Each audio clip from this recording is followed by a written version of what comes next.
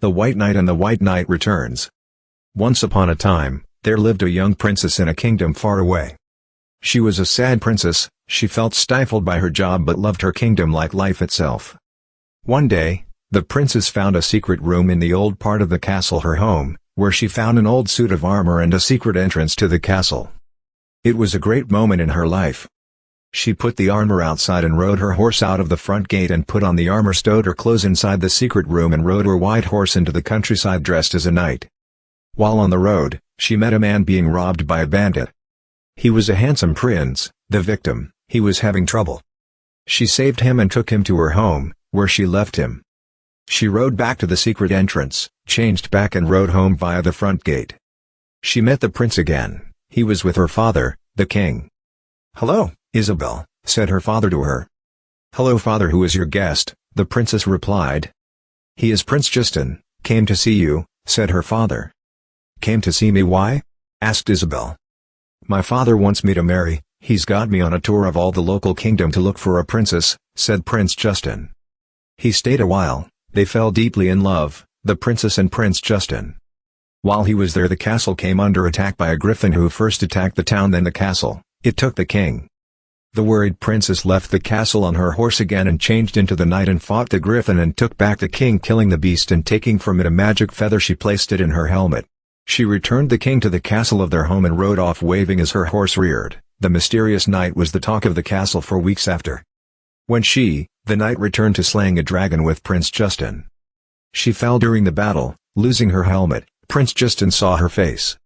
He kept the knight's secret in his heart forever and slew the dragon, saving her. He returns alone to the castle alone, saying the knight slew it. He married the princess, and they lived happily ever after in her castle. Years passed, and the restless princess became queen of her father's kingdom and had a family with the prince, now king. The White Knight had been long forgotten by all but the king and queen as a memory of their meeting. The memory glued the royal couple together and made their love stronger. She was a legend to their people and a child's game. Everyone wanted to be the knight. The queen sat playing chess with the court magician. "Check," said the queen, nearly taking as king. The magician took his turn. "Checkmate," he said. "You win, Aiden," said the queen, ending the game. "It would seem so, my queen," said Aiden, the court magician. Her daughter little Ellie ran up to her for a hug, which she got happily. "Mommy, why did he take Daddy?" Ellie asked. "He didn't take your daddy," said the queen. "Cute," said Aiden, seeing the ignorance of a child as cuteness. "We were only playing a game. In the game chess you have to take the other person's king," the mother said, smiling, trying to calm her daughter. In the room came King Justin, her husband, playing White Knight with their young son Brayden, who played as the knight with wooden toy swords. The king let his son win, of course, and played dead with an over-the-top death, causing Queen Isabel to smile. Little Ellie cried thinking her daddy was dead. "Daddy's not dead," said the queen. The king winked at her to show her he was right. He smiled, got up and messed up his son's hair. "Daddy's alive again," sang Ellie, hugging him. The king laughed, picked her up and swirled her around. She was happy. Dad was only playing dead, Brayden, who was a little older and less innocent. The king smiled. "My king, the Dark Wizard's griffin, has taken the town and has defeated the soldiers that you sent to kill it," said Aiden. "All of them?" asked the king with an air of concern. "All but one drummer boy who reported the defeat to me," said Aiden, who was also in charge of the king's army. Later, while the queen was visiting a sick courtier, the griffin attacked and took her family, leaving her alone. As she was a woman, Aiden took control. He sent her personal guard to save the royal family and told her to stay in the castle where she was safe. Her guard troop was defeated. The royal family was left for dead. The desperate queen knew there was only one chance for them. The queen sneaked into the old wing of the castle that nobody had gone to for so long it was forgotten by all but her. She found a room with a suit of old armor in it. She changed into it and left the castle to go to a secret stable with a white horse in it, left there for such situations as unforeseen emergencies. The queen rode to find her family. She knew the griffin would know where they were, so she hunted it. When she first saw it, it was flying in the orange dust clouds above the town near the castle. She shot an arrow that passed its head. It flew down to her to see its foe. "Who are you, Sir Knight?" asked the startled griffin. "I am the White Knight," said the queen.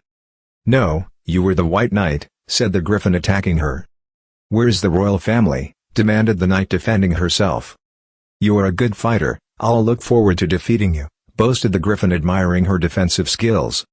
In the battle that followed, the helmet was knocked off moments before she was going to be killed by the beast. A voice called out to the griffin, "Let her go, Graham, she's the queen," shouted the dark wizard, his master.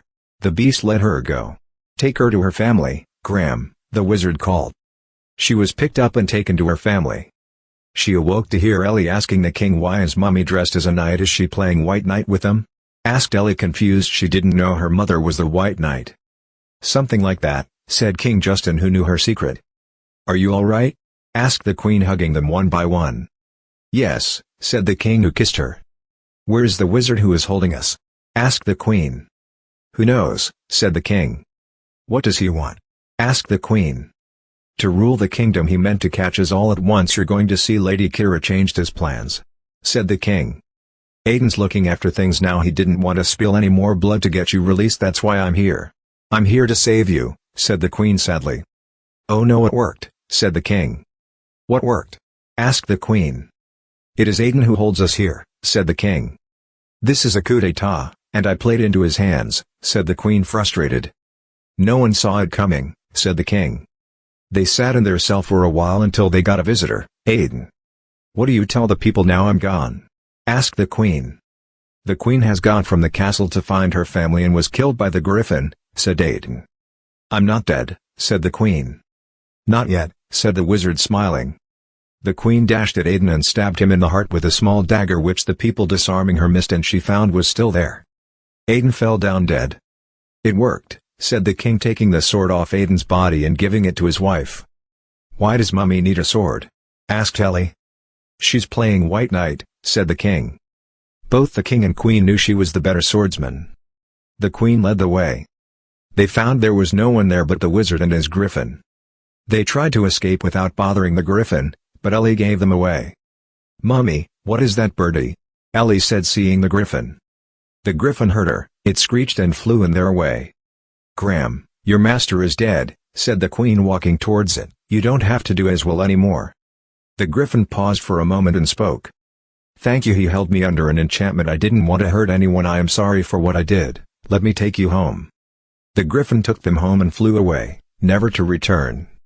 The king and queen explained what happened to the people, who were shocked but happy to have them back. Later that night, as the children played White Knight, the king and queen played chess.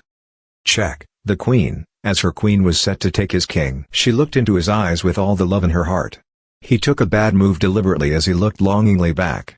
She moved her queen, took his king and said checkmate. They stood, walked to each other, and kissed.